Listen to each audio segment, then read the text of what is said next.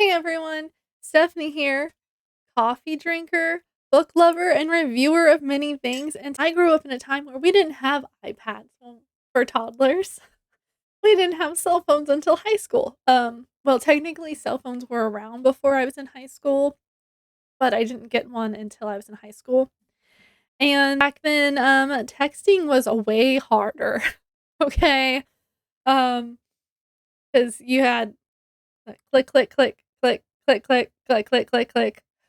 Um, yeah.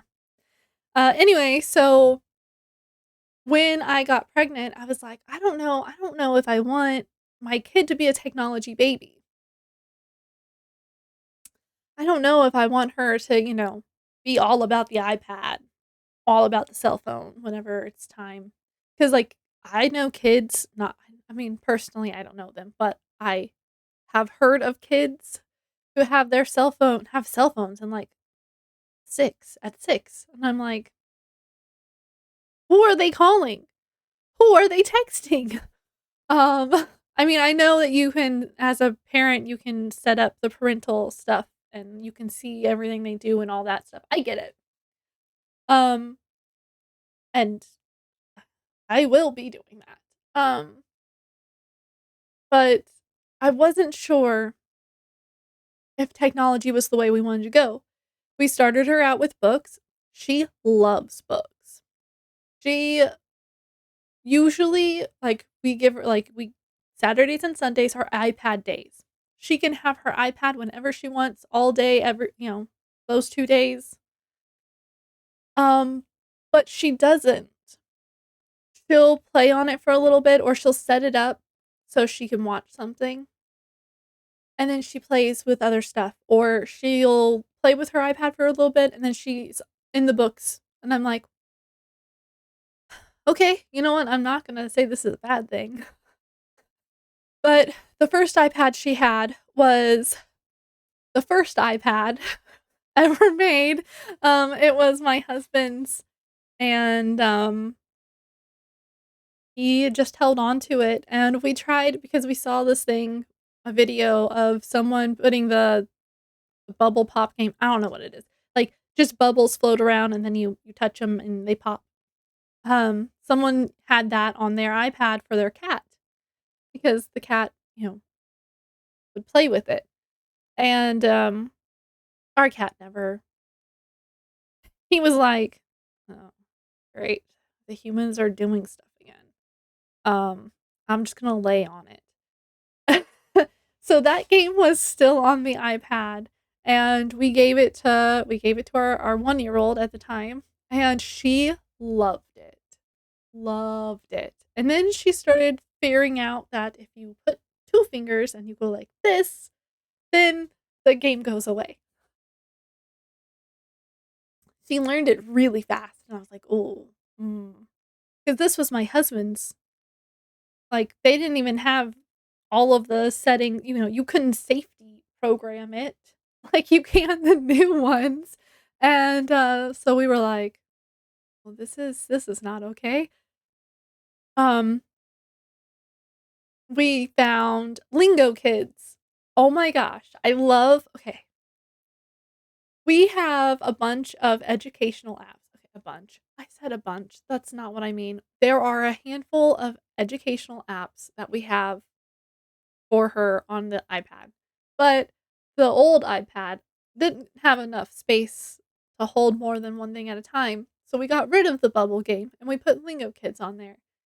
And it was pretty good, but it kept glitching and we were pretty sure it was the iPad and not the game.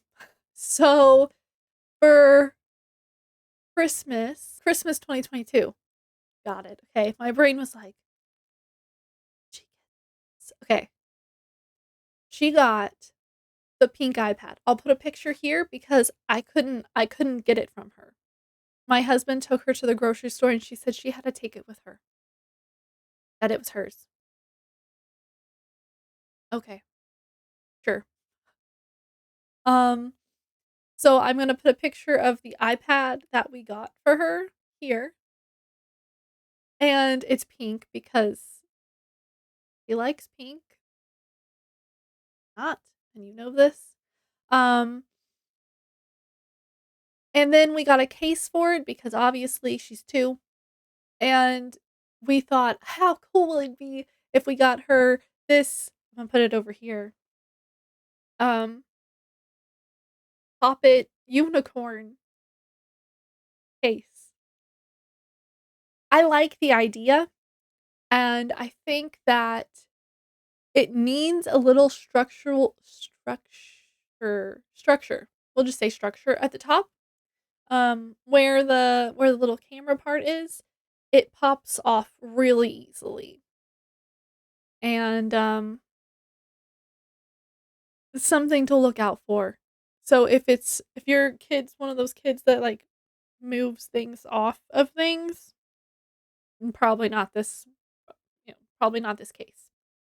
But it's super cute, and it comes with a, uh, strap, and it had a little unicorn keychain on it, and it was super cute, and so we got it. We ordered it.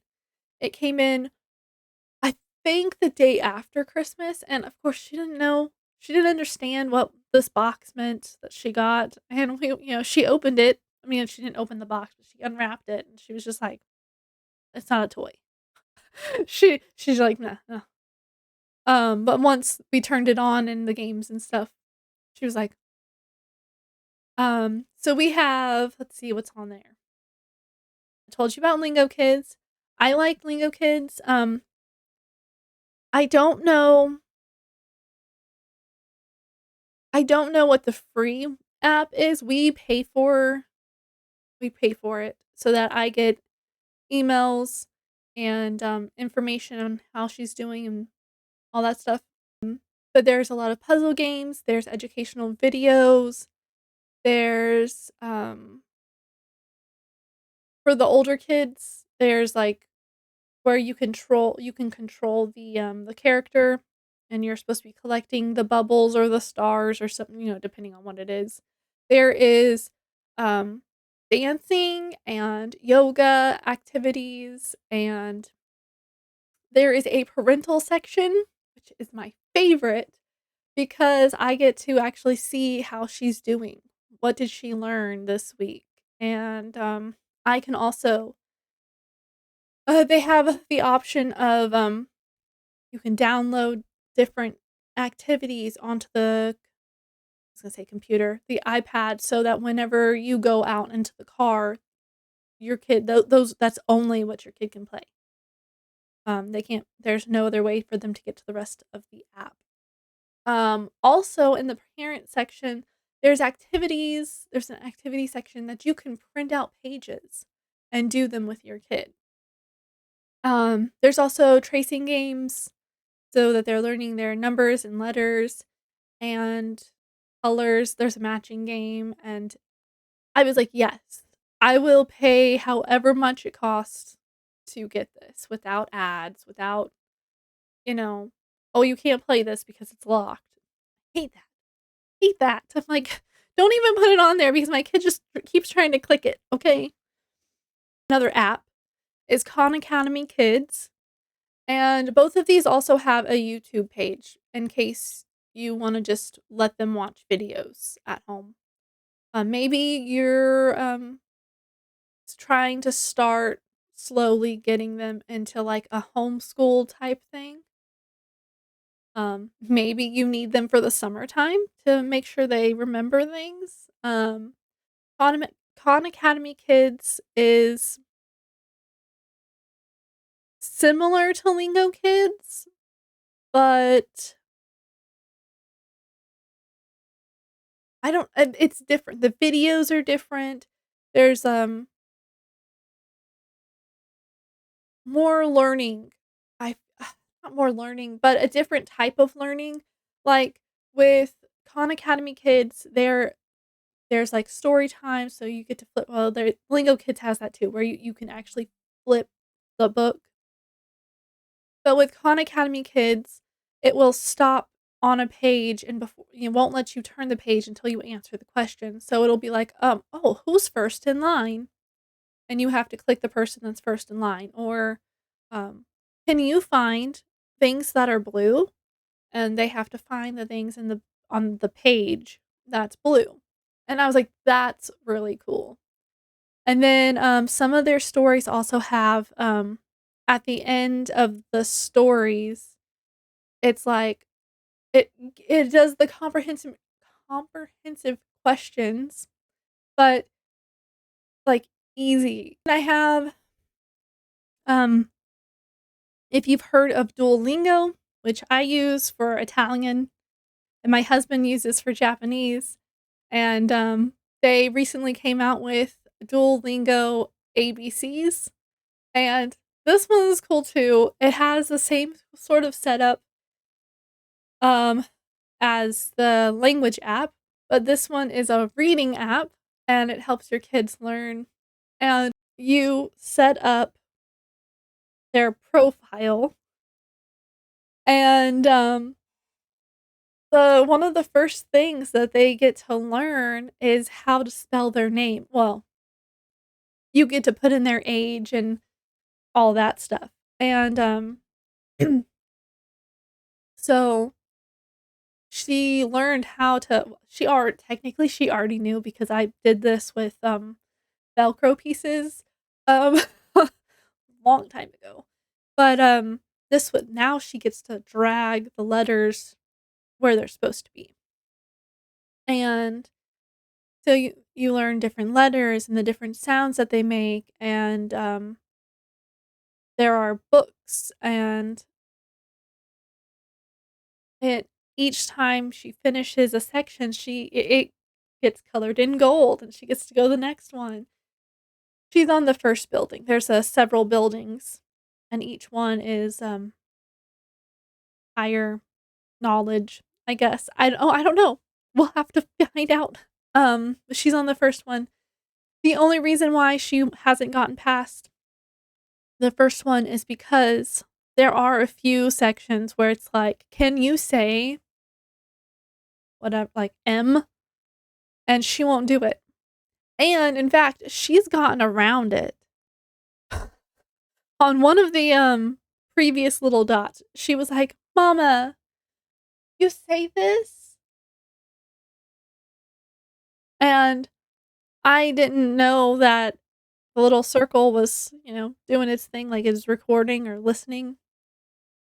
And I was like, "Oh, that's an M." And it was like, "Correct." And I was like, "No, no, you tricked me." And she was like, um, she knew what she was doing. She just wanted to see if she could get away with it. But that's the only reason why she hasn't gone past that. We also have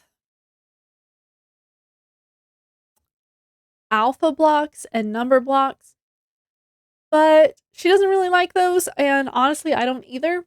Um, there's a lot like, it has those spots that are locked, and you can't get to them unless you pay for the app, and she just wants to get to them. That's all, and so she gets irritated and she clicks off. So she also has Gabby's Dollhouse has an app, and she loves Gabby's Dollhouse. She has the Gabby cats in plush form, she has Gabby pillowcases and Gabby blankets, and, Gabby, yeah. We've watched all of the episodes several times, and I can sing all the songs and probably do all the voices for you. On top of that, she got a big the big dollhouse, and she's got a bunch of the little characters that you can play in there with, and she's got ears that sing, but they need a battery, and then she also has a microphone, but she doesn't like to use it. She loves Gabby's Dollhouse, and then we were like, "Okay, well, let's download the app." So, we've gone through the app, like, 3 times. I don't know if we reset it or if she reset it or if it resets itself after you finish all of them, but you get to start all over. If you're on the app, there's a spot where you can use the little camera to scan the QR code and you get more stuff in the game, which is super fun.